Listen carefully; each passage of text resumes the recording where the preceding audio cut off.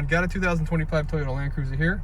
I'm gonna show you how to reset the oil change reminder message if you just change your oil, or the scheduled maintenance reminder message. Okay, so what you're gonna do is just press over on the right here on these buttons here, and you can go to number 2 if you want, doesn't really matter.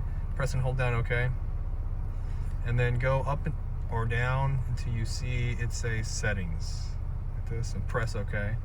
Now let you into settings. Now go down a couple menus, and we're looking for vehicle settings.